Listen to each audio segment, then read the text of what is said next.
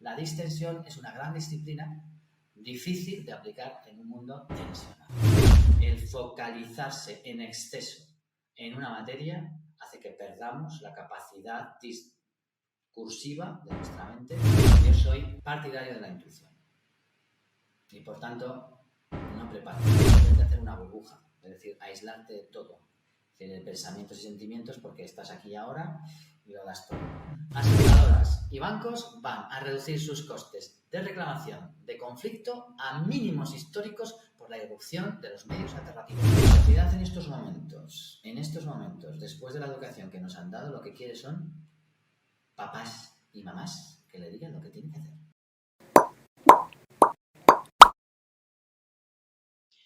Hola a todos, soy Marco, bienvenidos a un nuevo episodio de Hazte Mediador. Encantadísimo de estar nuevamente con vosotros, hoy con un invitado súper especial al que ahora haré una pequeña presentación y daré paso, que tenemos mucho que preguntar.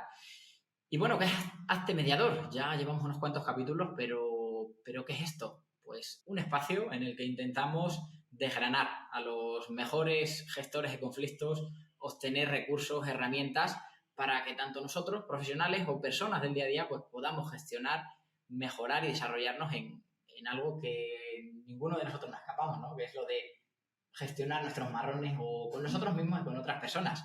Así que de esto trata y gracias a Julio y a los demás invitados, pues eso, vamos a poner sobre la mesa todas esas herramientas y recursos que seguro nos van a venir genial y más con un invitado de la importancia que tiene para mí y también para el ámbito de la gestión de conflictos como es Julio de la Torre, que bueno, hacer una pequeña presentación, abogado, gestor de conflictos o especialista en medios alternativos de resolución de conflictos, coach, experto en mindfulness, experto en criptoeconomía, fundador del Instituto de Paz, que también hablaremos durante la charla. Cuéntanos quién es Julio de la Torre, cuéntanos quién es. Bueno, pues Julio de la Torre hoy en día es un permanente aprendiz, un hombre que está siempre buscando el sentido de la vida, que bien lo encuentra, pero que como siempre pues nos desorientamos, ¿no? Es decir, ser matemático pues no significa que se hagan siempre las cuentas.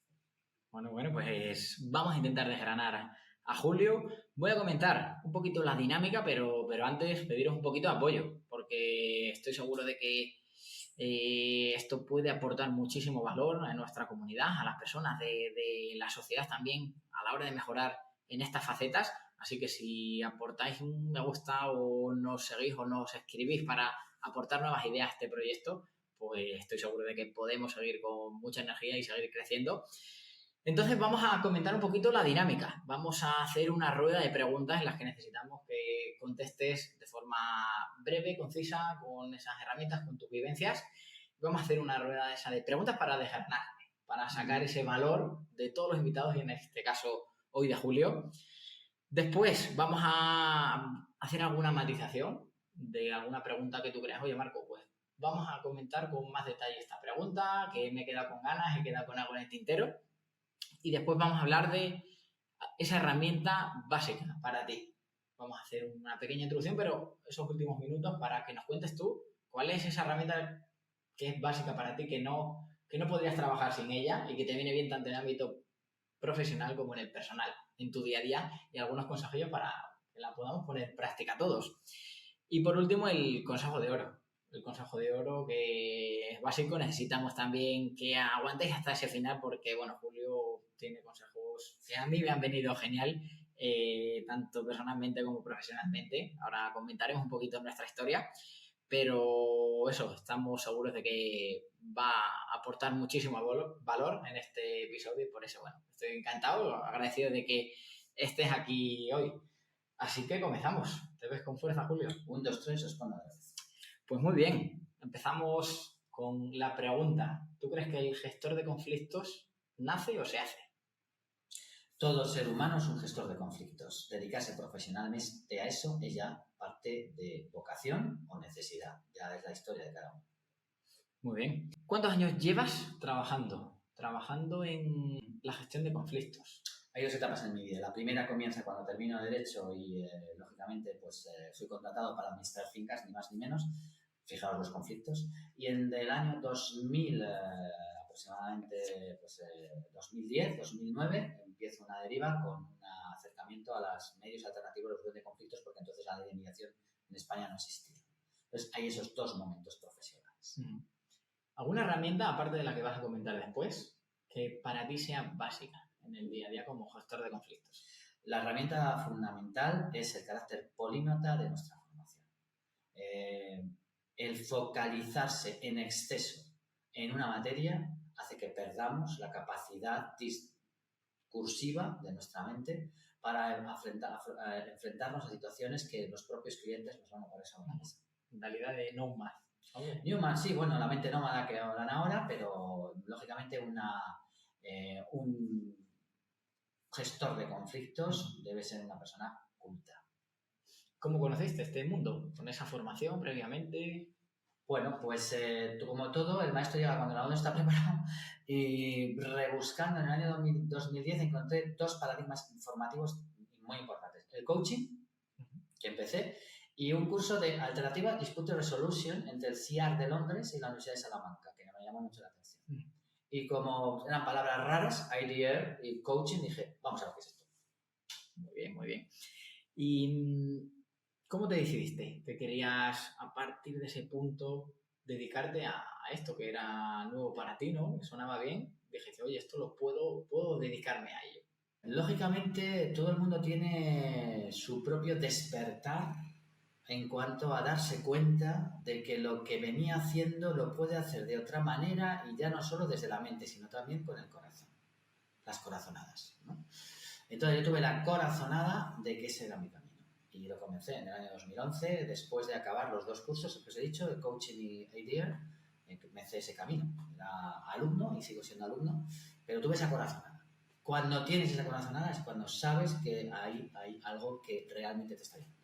¿Y te ha costado dedicarte a esto? A ver, un profesional como yo, que tiene, pues fijaros, estamos de 13 años menos que ahora, 43 años, bueno, 46, que me estoy quitando años. Bueno, a los 45, pongámoslo como ejemplo, tiene una mochila, un conjunto de creencias, una manera de trabajar, y ahora hay que quitártela y tienes que aprender a hacerlo de otra manera.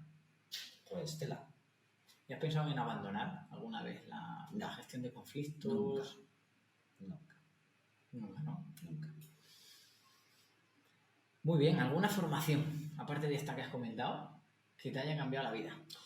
A mí que me cambió realmente la vida fue la psicología y la educación transpersonal, después de la lectura del libro de Kate Weaver y mi paso por la Escuela Española de Desarrollo Transpersonal dirigida por José María Doria, con la cual tuve 4 años. Bueno, hablaremos de esas formaciones. Y bueno, ¿cómo gestionas, Julio, tus marrones en el día a día? Yo no los gestiono, los dejo en manos de Dios, perdón. Esto es importante, eso es un mantra de nuestros abuelos, ¿no? Es decir, deja eso en manos de Dios. Bueno, pues eso tiene una filosofía intrínseca tremenda, lo que se llama soltar desde la filosofía zen o budista, ¿no? Entonces, yo lo pongo todo en manos de Dios, o sea, soy católico y por tanto es lo que hago, o sea, yo me preocupo del día a día, de lo cotidiano y lo demás es cosa suya. ¿Con las personas cuando tienes un problema? ¿Cómo sueles gestionarlo? ¿Te lo rumias tú, por ejemplo, o lo lanzas, te lo preparas? ¿Cómo lo gestionas? Suele haber 3 momentos, todo el mundo lo tiene. La parte reactiva, que es la parte más biológica, la parte más corporal, la parte más reptiliana, la parte más antigua, el hombre viejo. Ahí se generan una serie de situaciones, lógicamente. Luego está la parte más reflexiva, la mental, la racional, el pensamiento rumiante, obsesivo y circular, ¿de acuerdo? Y luego está la tercera, que es cuando ya empujas para que metas el corazón, ponga orden en todo esto y salimos adelante. Esos 3 pueden durar lo que duran, es decir, para unos más, menos, etcétera, eso es cuestión ya de personalidades, situaciones, contextos. Bueno, ¿y te conoces bien a ti mismo? He renunciado ya a conocerme. Esto del autoconocimiento es como cuando me hicieron una pregunta, dice, oye, ¿tú qué eres? Y dije, iba a decir abogado. Y dije, no me puedo definir por lo que hago. ¿Por qué? Porque soy mucho más de lo que hago. Por tanto, bueno, me dejo sorprender y doy espacio a todos mis yos interiores. Somos muchas voces interiores. Hechos a lo largo de la vida. Somos las matriuscas estas que están metidas unas adentro hasta que llegan, pues metiendo matriuscas, ¿no? Entonces tienes que dar espacio a todas esas voces. Muy bien. ¿Y tú crees que lo de conocerse a uno mismo, el autoconocimiento, crees que es importante para las personas que se dedican a la gestión de conflictos? ¿Qué grado de importancia le das tú? A ver, lo que llaman autoconocimiento en el siglo XX, que viene ya del conocer a ti mismo, conocerás a Dios, del templo de Delfos, de la antigua Grecia, es la técnica de la introspección. Y la técnica de la introspección, o lo que llaman ahora el observador desapegado, observarte, es absolutamente fundamental. Es decir, uno no puede dar lo que no tiene. Si uno tiene que observar al otro para ver en él su lenguaje corporal, su lenguaje verbal, su lenguaje no verbal, y no practica consigo mismo, mal vamos. Uno no puede dar lo que no tiene. Problemas que tengas tú y que a lo mejor se te ocurre alguno que no hayas afrontado, tengas ahí pendiente, que te dé miedo, pereza afrontarlo. Uy, todos tenemos, ¿no? Muchos, porque yo soy de la teoría de la fruta madura. Es ya caerá del árbol. O sea, dale tiempo al tiempo, que decían los abuelos. Por tanto, esta prisa de tener... Es que tendrás que hacer algo, porque tendrás que hacer algo. Siéntate a la puerta de tu casa, que el cadáver de tu vecino verás pasar. El cadáver de tu vecino es tu problema. Esto es lo que tu cabeza ha decidido que es tu enemigo. Interesante, ¿no? Claro, es frente a la tensión, la distensión. Por ejemplo, hay grandes estadistas que aplicaban mucho la distensión, ¿no? Uno de ellos, por ejemplo, el más reciente era Rajoy. Todo el mundo le ponía los pelos de punta, ¿no? ¿Este tío no hace nada? Un gallego.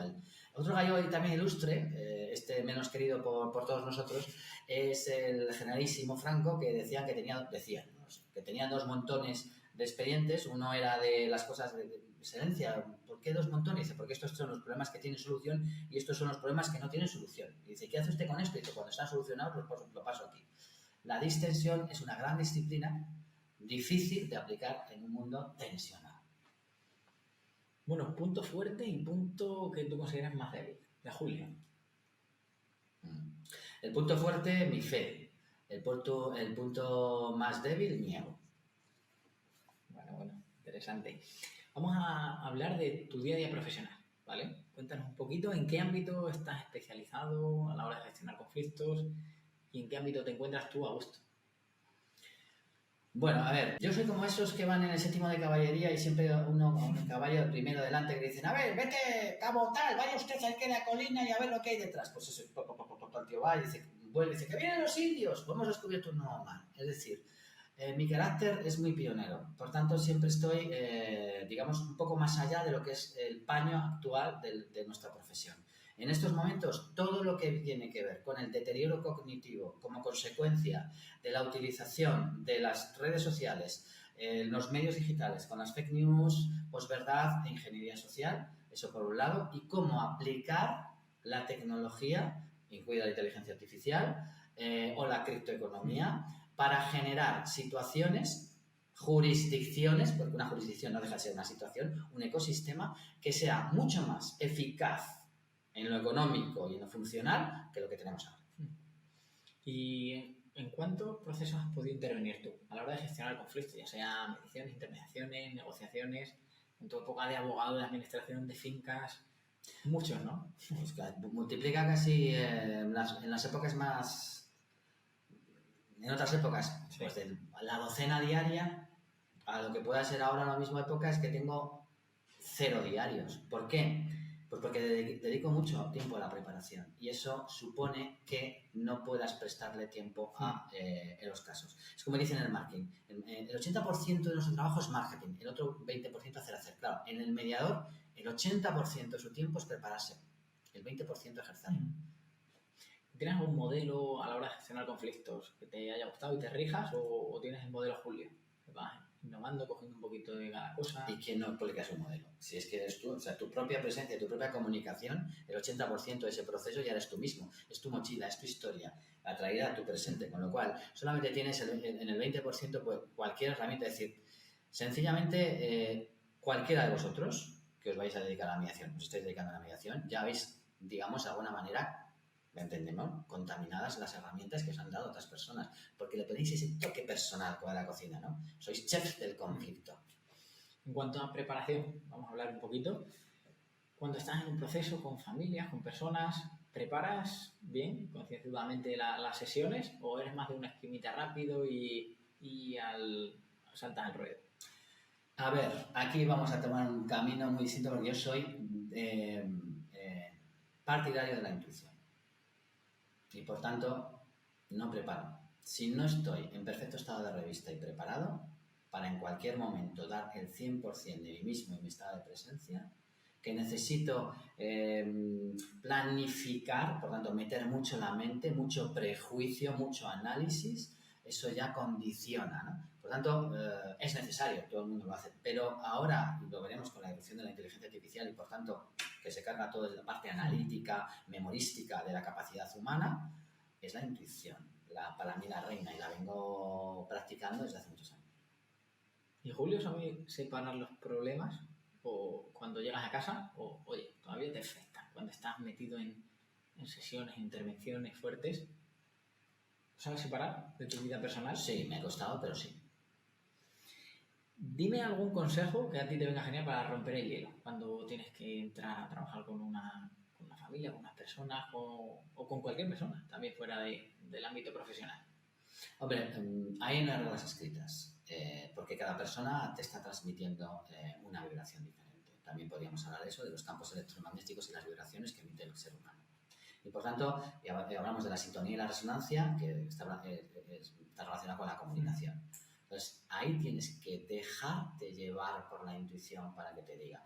Ahora, ¿qué es lo que mejor funciona? El cariño, el amor y el sentido del humor. ¿Y qué signos cuando ya estás trabajando, ¿vale? Te hacen ver si una persona realmente quiere llegar a acuerdos, colaborar, cooperar o no? ¿O únicamente está perdiendo el tiempo o quiere agrescar? Fundamentalmente son casi todos de carácter corporal. Y hay que observar mucho su lenguaje corporal. Y luego también hay que estar pendiente de sus circunloquios. Su pensamiento rumiante, obsesivo, circular también, que es darle vueltas a los asuntos y no tener una salida. ¿Y signos corporales cuál dirías? Hombre, hay muchos. El hombre, por ejemplo, y la mujer tienen lenguajes corporales completamente diferentes, ¿no? Pero vamos, que te digo yo que sí quiero llegar a un acuerdo, pero tenemos un problema muy pequeño, o sea, o tenemos un problema muy pequeño, claro. Todos estos gestos los tienes que ir identificando y no hay un patrón, o sea, es que todo el mundo, no, porque aunque todos hagamos determinados movimientos de los ojos o tal, unos son más perceptibles y otros son menos perceptibles en las personas. Muy bien. ¿Y algún sitio que tú consideres creativo o extraño a la hora de trabajar con las personas gestionando conflictos? Bueno, a mí me tocó gestionar un conflicto en una iglesia porque estaba por allí y bueno, ahí lo gestionamos, ¿no? Es decir, tienes que hacer la burbuja, tienes que tirar la burbuja. Y cuando haces la burbuja de la atención, de la economía de la atención, cualquier sitio es bueno. Porque ya no hay sitio, hay atención. Hay una abstracción de lo que nos rodea para una concentración en lo que estamos. ¿Alguna historia o frase o tópico que tú consideres que los clientes, usuarios o personas que trabajan contigo se tienen que grabar a fuego? Eso de grabarse a fuego, me pone como decía un profesor mío, te lo grabas aquí y así, ¿no? O sea, que tú repitas mucho que si se tienen que quedar con algo, sea con eso. Pues no soy muy de dar consejos, porque algo me dijeron como coach, los coaches no damos consejos, entonces yo soy poco de dar consejos, fíjate. Y por tanto, bueno, pero hay algo para mí fundamental, que es sonreír, aprender a sonreír, y eso es importante. Para resolver un conflicto, sí, para resolver un conflicto, sí, para resolver un conflicto, buscar el poder de la sonrisa. Y cuando no hay sonrisas y ves que se te puede ir de las manos una sesión o un proceso, ¿qué recursos tiene Julio? A ver, ahí cuando la parte más física, la más evidente, la más material, de alguna manera es una coraza, tienes que ir al corazón, tienes que ir al alma. Entonces ahí tienes que practicar con la palabra, fundamentalmente, digamos, pues un lenguaje muy especial y normalmente dependerá del contexto en el que estés, no hay reglas generales para eso. Te das cuenta de que tienes que tocar el alma, que tienes que acariciarla, que tienes que ir a buscar a ese niño o a esa niña que están en ese momento escondidos y que no se quiere manifestar y que antepone su cuerpo y su rigidez mental y corporal para manifestar lo que realmente siente. Has hablado de la preparación mental, ¿no? Muy importante para ti. ¿Has tenido que aplazar alguna sesión porque tú no estabas presente o tenías problemas que te rondaran la cabeza y no ibas a dar ese 100% que comentabas? No es el caso porque en la segunda etapa profesional y después de mi paso por la escuela de desarrollo transpersonal y sobre todo cuando me hice consultor de mindfulness, aprendí a generar el estado de presencia, que es la capacidad que yo creo que debe practicar todo experto en conflictos o mediador para precisamente evitar eso, volverte a hacer una burbuja, es decir, aislarte de todo, de pensamientos y sentimientos porque estás aquí ahora y lo das todo, ¿no? Entonces, esa es la herramienta que aplico y, por tanto, sí es verdad que me ha sorprendido a mí mismo ser capaz de venir con muchos problemas y centrarme. Comentabas que no sueles dar consejos, ¿no? En tu rol de gestor de conflictos, ¿qué importancia le das a la neutralidad? La neutralidad como principio básico de la gestión del conflicto no se refiere a una neutralidad ideológica ni emocional en este emotivismo y sentimentalismo en el que vivimos. La neutralidad se refiere fundamentalmente a que seas, mejor dicho, que no seas capaz de hacer una contaminación límbica, ¿de acuerdo? A través de las neuronas espejo y de la resonancia que hacemos en el otro, ¿no? Y por tanto eso tienes que estar muy presente en tu centro. Esto es muy zen, parece muy zen, pero lo es también, ¿de acuerdo? Tienes que estar presente en mi centro para que montones de cosas no te impacten y te hagan resonar. Claro, si alguien se está refiriendo a la separación y tú te has separado, o alguien se está a la traición y a ti te has traicionado, si alguien se está refiriendo al robo y tú has robado, vas a resonar. Por tanto, ahí la neutralidad es que eso, cuando impacta, no haga la onda, digamos, de resonar en ti y devolvérsela ya con tu propio mensaje, ¿de acuerdo? Incluso de reproche, que la otra persona lo pilla. No te dice, uy, claro, porque yo odio a los ladrones.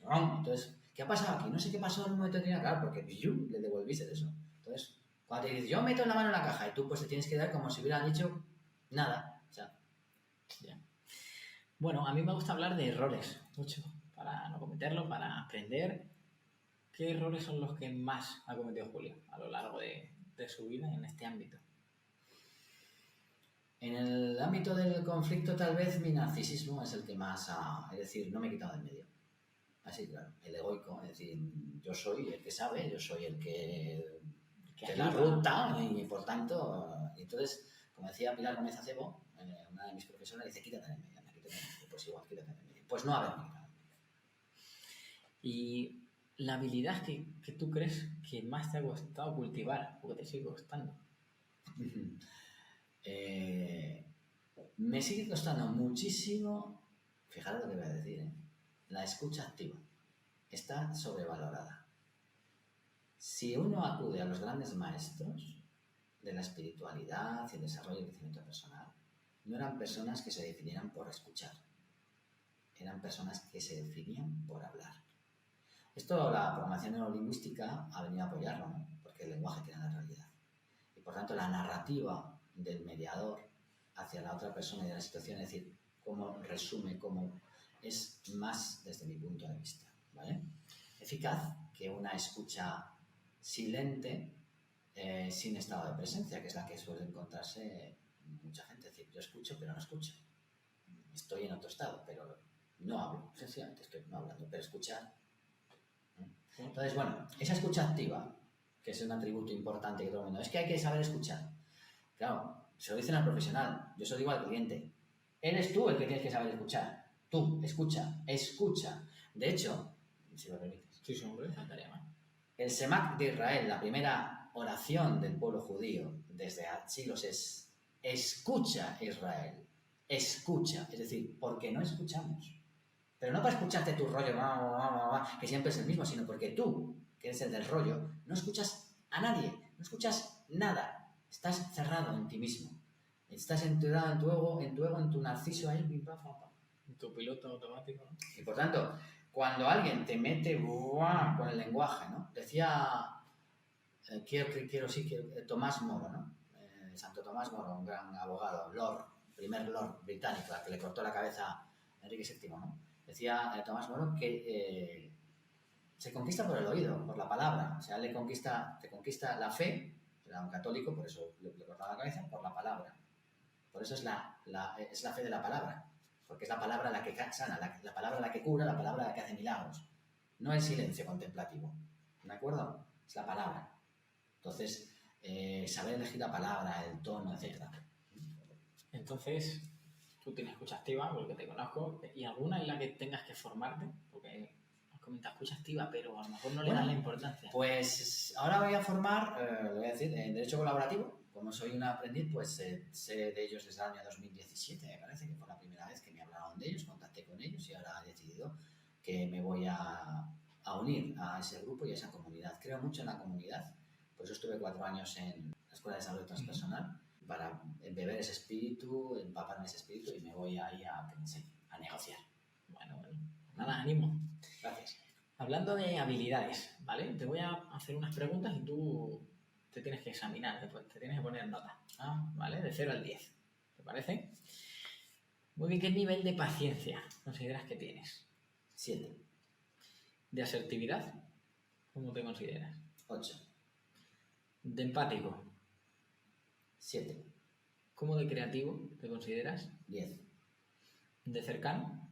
5. Un 5. Sí, porque realmente, aunque soy una persona que practico el monasticismo.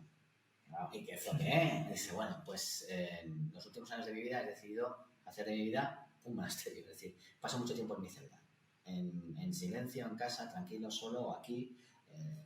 Que si alguien viene a ver a ti, pues verá que aquí es importante eso. ¿Y cómo de bien se te da escuchar activamente? De 0 al 10. Estoy en un 6. ¿Y el arte de preguntar? No, ahí me doy un 8. Muy bien. ¿Qué importancia le das a los silencios con tus clientes? ¿Vale? Porque personalmente, seguro que mucha, como acabas de explicar, pero con los clientes trabajando en la gestión de conflictos. El arte del silencio es el arte de saber cuándo se abre una puerta, que antes no se había abierto. El cliente de pronto va a abrir una puerta que nunca antes había abierto con nadie, ni solo ni acompañado. Y tienes que darte cuenta de que tienes que callarte, quitarte de en medio para que abra esa puerta, camine por esa estancia en la que nunca había estado y tome conciencia de lo que hay ahí. Si yo lo interrumpo con un gesto, con una pregunta, la puerta se cierra y hemos perdido una gran oportunidad. Él ha perdido una gran oportunidad. ¿Y te manejas bien en esos momentos? Bueno, depende. Si, por ejemplo, en un momento determinado está muy altanero el maestro, yo que tengo muchas voces interiores, el maestro ahí me despista, porque está lo mismo intentando enseñar. Sin embargo, ahí sí es verdad que si me doy cuenta, rápidamente reculo y por tanto hago el silencio para que siga avanzando. Muy bien, de 0 a 10, ¿vale? Comunicación no verbal. De 0 a 10, comunicación no verbal. ¿Qué importancia le das? La importancia que da. La comunicación verbal, 10. La no verbal. La no verbal, 10. 10. Bien, ¿no? Y en procesos online, que últimamente hemos tenido que hacer bastantes, ¿cómo de a gusto te encuentras? Del 0 al 10. Muy bien. Le daré un 9. Y en comediaciones, procesos colaborativos con otros compañeros. También fenomenal. ¿Sí? Muy bien, un 8. Un 8, perfecto. Perfecto, vamos a hablar ahora en otro bloque y te voy a dar 2 opciones, ¿vale? Sobre la gestión de conflictos, cómo ves el futuro, qué nivel de instauración tiene la sociedad. Te doy 2 opciones. ¿Tú crees que la sociedad quiere acuerdos o quiere darse caña? ¡Qué bueno! Pues depende del momento histórico. Y depende si somos gusano, mariposa, crisálida o huevo. O sea, depende. Lógicamente, imaginaos lo que se produce en una crisálida, en la crisis. Entonces ahí no creo que haya mucha paz. Ahí hay violencia absoluta para transformar un gusano en una mariposa. Y tienes que saber que estamos en ese momento de crisis profunda, ¿no? Entonces, bueno, hay acuerdos poquitos, ¿vale? Y sin embargo, vienen épocas, por ejemplo, más de mariposa maravilloso, todo feliz, fantástico, ¿no? O de huevo gusano, que más o menos son pacíficos, ¿no? Para llegar a acuerdos. Entonces, la sociedad es un elemento dinámico. ¿Y la sociedad quiere mediadores, gestores de conflictos? ¿Necesita?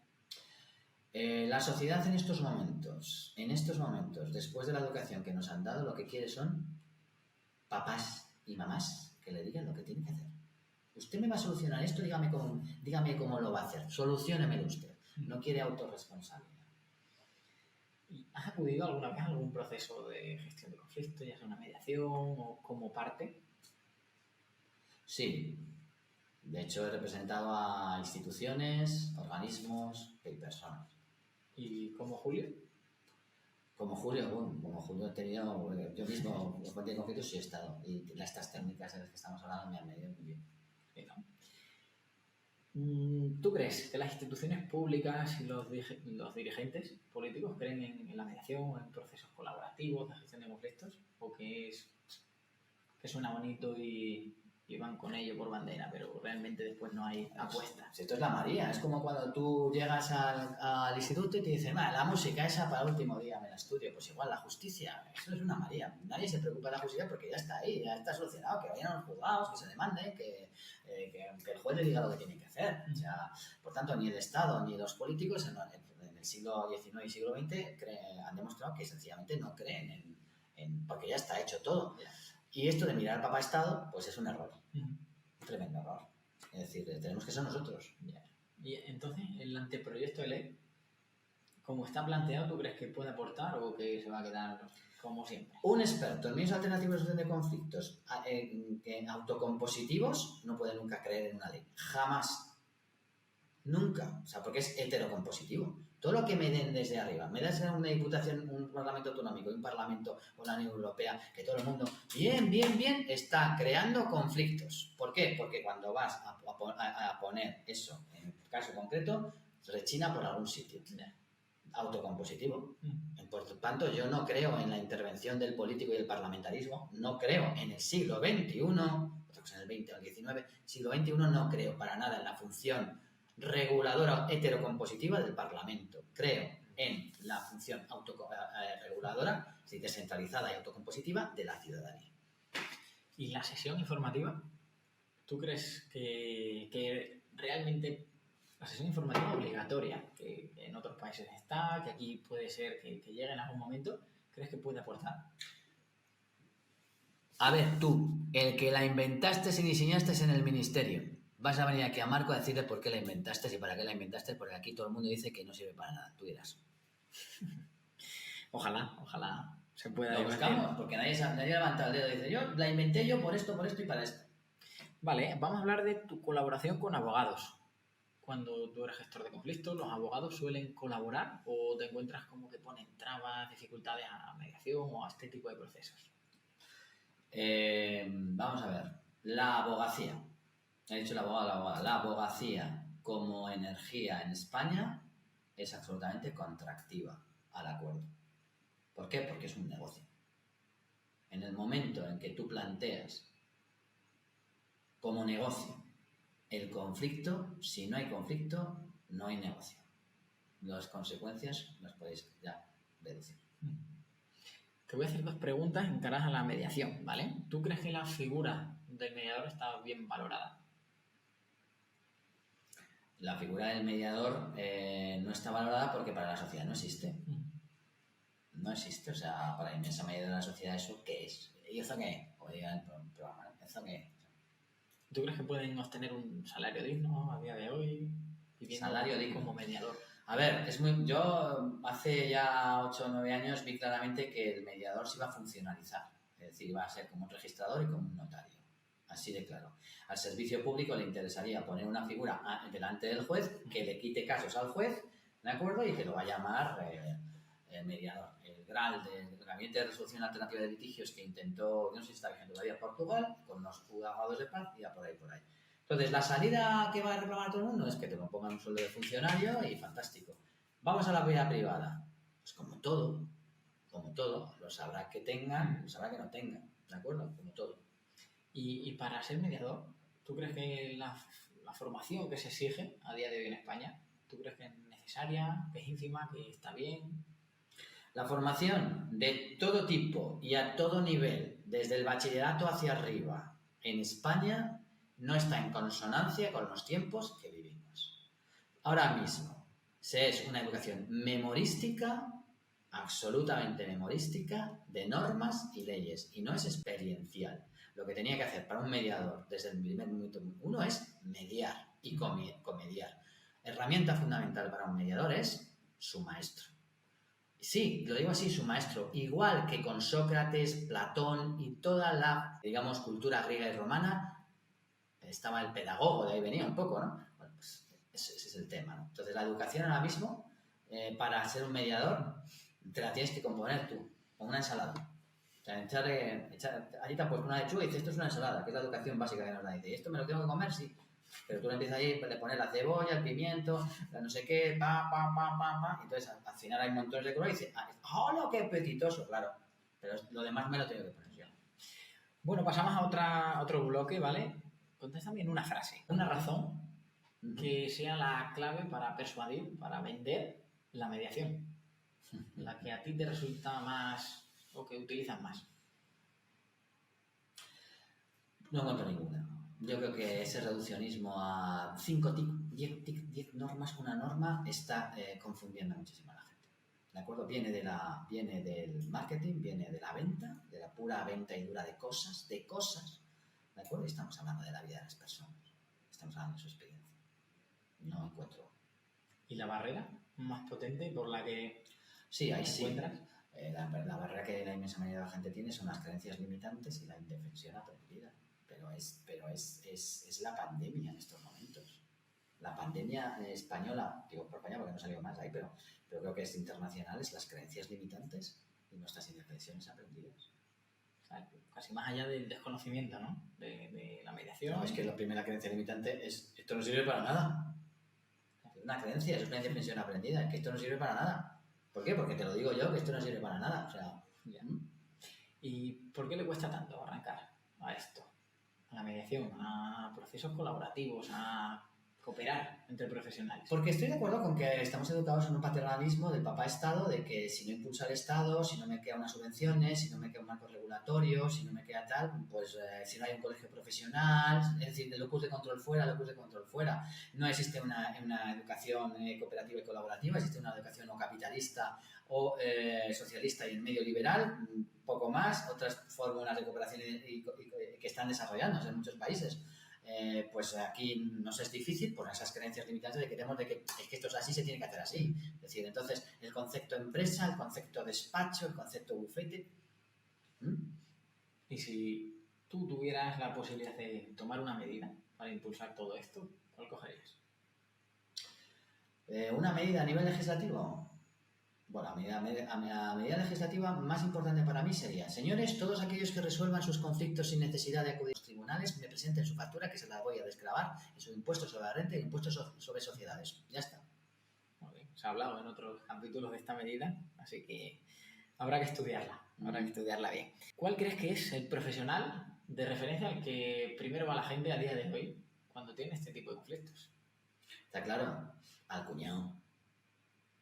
Al del ascensor, es decir, si le contamos el problema todavía, el primero y segundo, ¿y quién es quién? Esto era una broma, a Google. ¿De acuerdo? Eso sí que está generando creencias, eso sí que está generando prejuicios, eso sí que está generando montones de problemas para luego, porque hay que quitarlo, ¿de acuerdo? Para que puedan encontrar. Entonces, y después de todos estos, pues el abogado. Vale, esta sé que vas a sacar bastante chicha. ¿Cómo ves el futuro de la gestión de conflictos? ¿Tú? En el país. Un futuro apasionante porque estamos en el marco de la Unión Europea. Si fuera por nosotros solos sería otra historia. Para estar en el marco de la Unión Europea, los modelos autocompositivos y descentralizados van a ser... ¿Por qué? ¿Y por qué? Porque sencillamente las grandes compañías, esta mañana lo estaba hablando, aseguradoras y bancos van a reducir sus costes de reclamación, de conflicto a mínimos históricos por la irrupción de los medios alternativos de resolución de conflicto, blockchain, dispute resolution, online dispute resolution. Así de claro. Es decir, los bancos y las aseguradoras y todas las compañías no van a dejar que un abogado meta mano en sus conflictos, porque eso significa triplicar y cuatriplicar los gastos. Por esa misma razón, todo lo que tiene que ver con aquellos gestores de conflictos que no conformen, digamos, la solución de conflicto tradicional y que acoplen a su expertise la tecnología, tiene mucho futuro. Entonces, apasionante, ¿no? Bueno, tremendo. Vivimos un momento de cambio. Pues mirar, igual, si alguien recuerda históricamente, la reforma Montalbán supuso la creación de las audiencias. Es decir, el rey ya no podía más. Ya el rey administraba justicia y era una cola tremenda la que había para... Como el otro día en el Tribunal de Aguas que estuve en Valencia, ¿no? Que no se presentó nadie, pero imagina la cola de gente que habría. Dijo, no, aquí en cada circunscripción voy a poner una persona que me representa a mí, que va a impartir justicia. Se crean las audiencias. Y, por cierto, con los abogados de pobres. El que no se lo pueda pagar tiene un abogado de pobres. Quien viviera ese momento, diga, ¡oh! ¡Qué momento!, ¿no? Pues ese es el momento que vamos a vivir. ¿Y ves que la inteligencia artificial puede hacer mucho? Todo.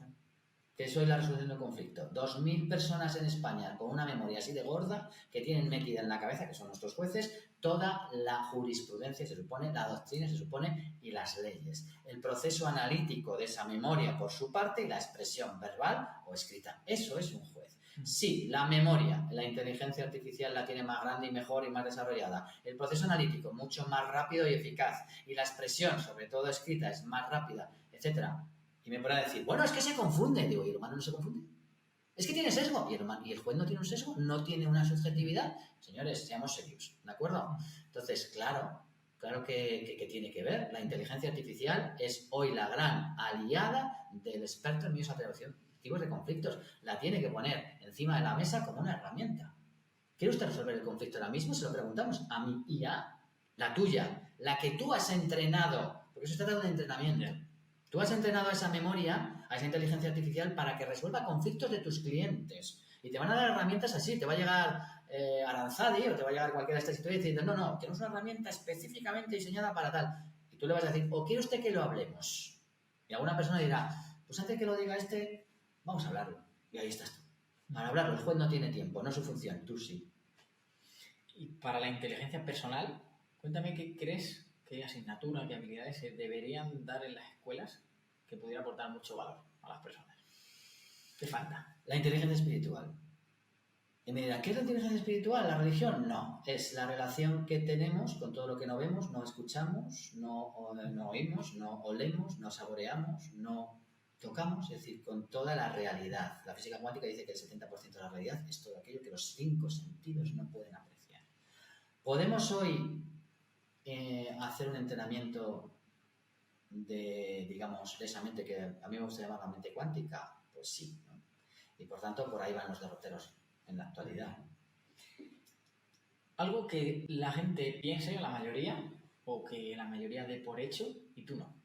La verdad, me has pillado. Ahí me has pillado. Es complicado. La pregunta de alguien que dé por hecho y yo no. Sí. La inmensa mayoría de la gente. La sociedad, la sociedad en estos momentos, la inmensa mayoría de la gente piensa que Dios no existe y yo sí. O sea que, pues por ahí. Bueno, estupendo. Si tuvieras una valla publicitaria en medio de la plaza de Madrid o de Salamanca, ¿qué frase pondrías? ¿Qué lema? Para. Respira. Esas dos palabras, ¿no? Bueno, perfecto, estamos acabando, ¿vale? Vamos a pasar a un bloque en el que necesitamos consejos. Yo sé que no te gusta darlos, recomendaciones. Bueno, me pongo gorro de la boa, ¿vale? Exacto. Me quito el de coach. Así que, bueno, ¿qué me cuentas? ¿Película, serie, documental que siempre recomiendas? El Guerrero Pacífico. Una peliculón, y el que no quiera vérsela, pues puede tener un resumen después. Importante y además es gratuita, está en YouTube y es una gran película. ¿Vale? El libro que siempre recomiendo es... El libro que siempre recomiendo... Yo lo que recomiendo de los libros, cuando alguien lo está buscando, es que se vaya a una librería, esté en estado de presencia, respire, tal, y cuando coja un libro y diga, este libro es para mí, ¿no? Entonces, no recomiendo ningún libro salvo que ya insista, bueno, pues llévate pero si no, le digo, vete a la librería y que un libro te está esperando. Si no te está esperando, no te lo vas a llevar ninguno. Si te está esperando, te lo vas a llevar. O sea que... Un profesional al que admires dentro de este ámbito de la gestión de conflictos y otro fuera. Bueno, en la gestión del conflicto interno, a mí mi maestro José María Doria lo admiro mucho, ¿no? Y dentro de lo que es la mediación, a Marco Antonio Manzano Palomero, porque lo conozco desde que era huevo, o sea, desde que llegó por allí, de yo me quiero dedicar a esto, hasta lo que ha montado, que es esto que tenemos hoy aquí, su blog, bla, bla, bla, bla, bla. Así que, y es que tampoco conozco a muchos más, podrías decir, bueno, es que fue de mi ecosistema, ¿de acuerdo? Marco Antonio Manzano Palomero. Es recíproco, esa admiración. Pues otra, lo primero es lo que me fijo de una persona, ¿qué es? Su mirada. Lo que más valoro en una persona, sus silencios. Lo que más te ayuda a estar enfocado, algún hábito. La oración. Tu próximo gran reto es descansar, porque ahora sí, no, te lo digo en serio, o sea, descansar, porque llevo un añito con un máster que me metí en ciberdefensa y ciberseguridad, perdón. que me ha gustado. Y es de los retos que me pongo y por tanto ahora mi reto ahora es descansar, no hacer nada, que cuesta, sino probarlo. ¿Y lo que te motiva para levantarte cada día por la mañana y venir? El que soy, tengo profundamente la convicción profunda de que soy hijo de Dios y que estoy aquí porque soy sus pies y sus manos. Estupendo. ¿Y lo más mágico de la gestión de conflictos para ti? Todo aquello que ocurre y que no puedes explicar. ¿Y el éxito para ti es? El éxito de un proceso de un gestor de conflictos es estar presente. ¿Y en la vida? ¿El éxito? Vivir la vida de aquí y ahora, estar presente. Bueno. ¿Alguna preguntilla que has dado temas, debates a sacar, consejos? ¿Alguna en la que te quieras extender más o no hayas podido? Oye, porque son muchas preguntas rápidas, concisas. ¿Cuál te gusta? ¿Cuál te has quedado algo en el tintero? Hombre, yo siempre he sido partidario de que todos aquellos que nos dedicamos a conflictos y mediadores tengan una formación integral y holística que veo deficitaria porque sencillamente veo que es racional y sentimental. En el imperio del sentimentalismo y el emocionismo en el que vivimos, darle una importancia tan sobrevalorada a todo eso, pues uno tiende a que con la inteligencia emocional y la inteligencia racional pues es suficiente. Yo creo que la inteligencia, como he dicho antes, espiritual, para esa mente cuántica que he definido como tal, y la intuición son herramientas muy importantes, lo van a ser en el futuro mucho más, porque vamos a tener al lado, como digo, una máquina que va a ser mucho más lista que nosotros y que, como dicen, bueno, las emociones nos va, y de esto ya hay pruebas, a reconocer el estado emocional que tenemos y va a acompasar su lenguaje y sus preguntas a ese estado emocional, porque no recordar siempre que la emoción es corporal en comunicación. Luego, cuando lo coge la razón, la emoción decide y la razón justifica, lo convierte en sentimiento. Y por tanto hay mucho de racionalidad. Y ahí, como es de racionalidad, la inteligencia artificial también la puede interpretar bien. Y sencillamente la biometría, ahí podemos detectar muchísimas cosas. Un ojo humano, no tantas porque está a su rollo, un ojo de inteligencia artificial sí. Y me interesa mucho el tema de la inteligencia artificial, la resolución de conflictos, la criptoeconomía, la economía del valor. ¿Cómo podemos verlo, palparlo? Dinos esos proyectos que tienes y cómo nos puede ayudar para entenderlo bien nosotros. El proyecto más emblemático que tengo ahora con Tomás Prieto, que era una referencia en mediación con su blog, que a mí ya nada. Todavía, ¿no? No, y es todavía una referencia en mediación. Lo que pasa es que, bueno, últimamente ya él no escribe sobre mediación. Él está muy centrado en criptoeconomía, dentro de criptoeconomía en Bitcoin. Fundamentalmente ese es su expertise, Bitcoin, ¿no? Empezamos un camino ya hace años de incorporar toda la tecnología a la resolución de conflictos. Hemos escrito un libro que se llama Bitcoin en la justicia, que podéis encontrar en Amazon, que es una propuesta para aplicarla, ¿no? Entonces, la criptoeconomía. ¿Qué aplicamos ahí? 3 protocolos. Ahí cuando una persona entra, igual que entras en la página de Google, se va a encontrar con que ¿quiere usted resolver un conflicto? Muy bien, sí, identifíquese. ¿Quién es usted? Pues ahí está la tecnología. Las certificaciones digitales, la identidad digital, que tiene que... Bien, identidad. ¿Cómo quiere usted resolver el conflicto? Tenemos 3 opciones. Mediación. Ya está. Se lo llama mediador, se sale fuera del sistema.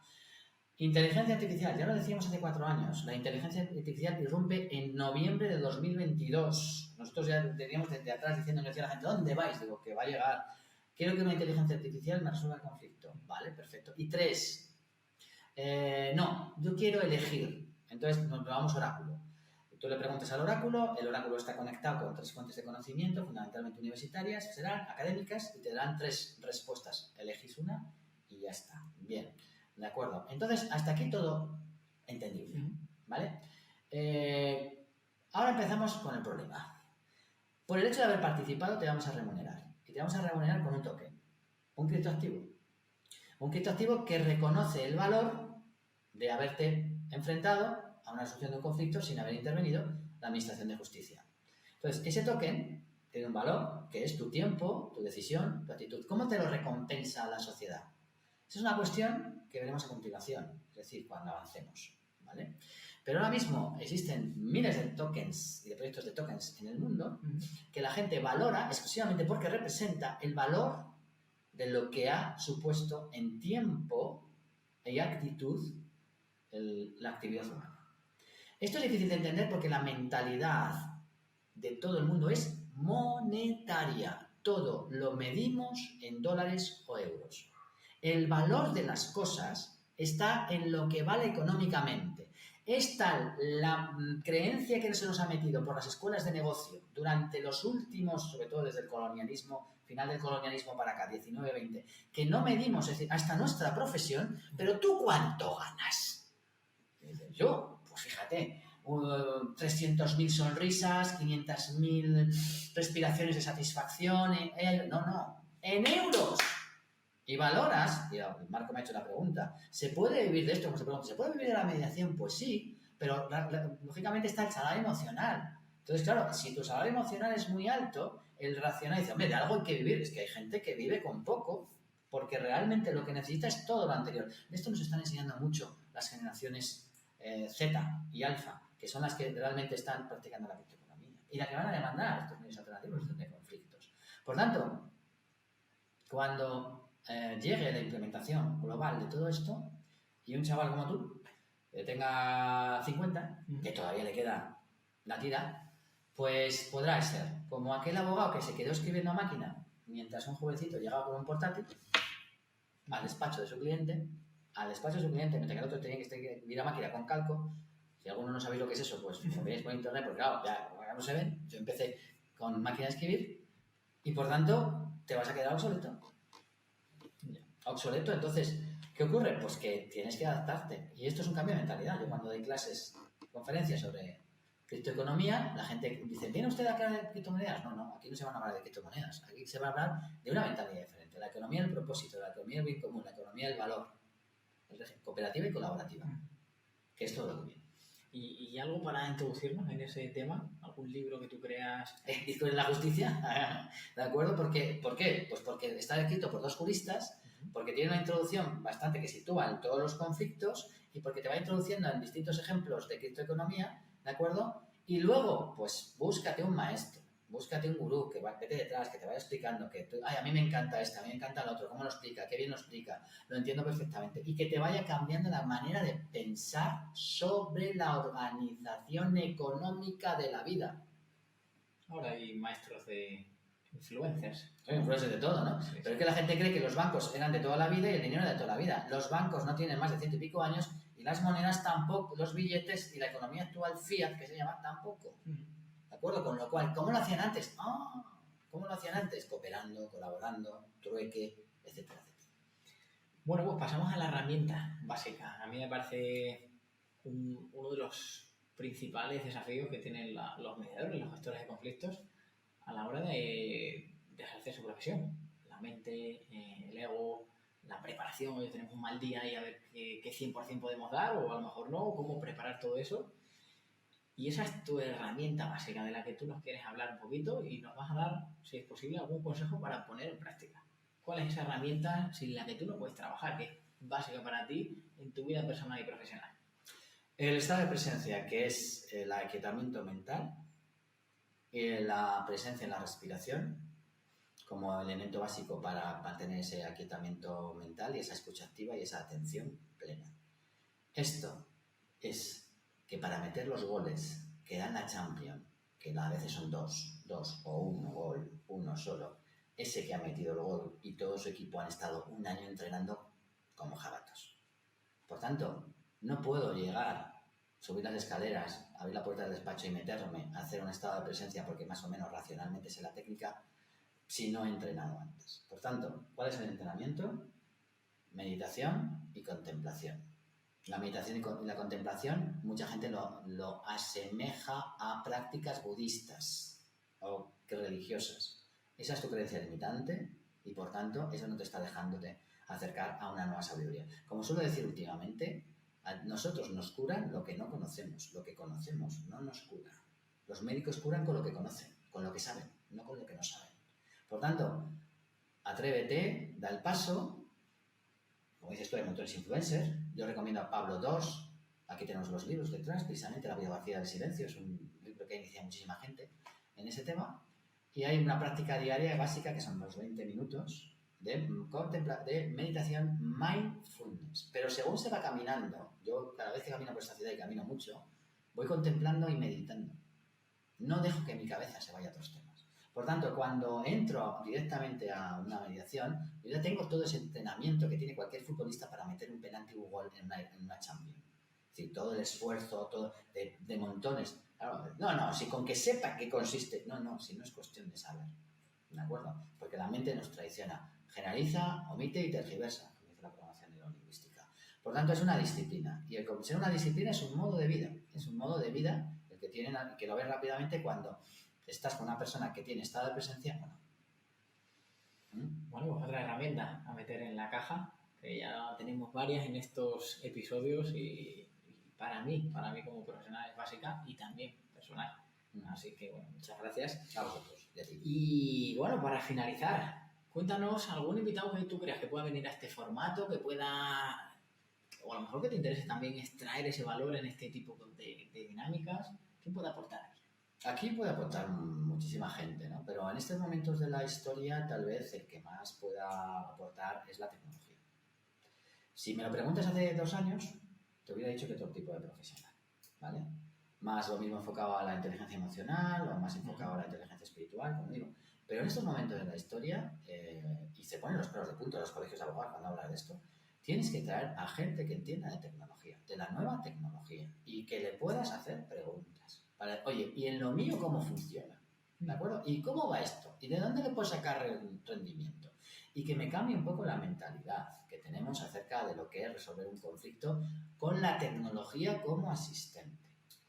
Yo tenía que buscar la jurisprudencia en los libros de Aranzadi y la ley, tomar notas en un papel, pasarlo después a limpio y después pasar la máquina de escribir, y si me equivocaba tenía que arrancar la página y volver a empezar, porque lo mismo el tipes no era ni suficiente. El tipes era una barrita blanca, lo digo por aquellos que no hayan tuvido, que se ponía. Entonces, ¿qué ocurre?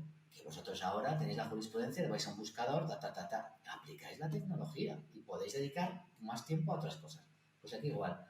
Creo que un perfil tecnológico es el que yo traería a una persona, por ejemplo, a alguien de Aragón, o de las plataformas que hablamos en el libro, que algunas son españolas o hispanas, sí lo traería. Porque ya están habituados a estar con juristas y expertos en conflictos aplicándoles tecnología.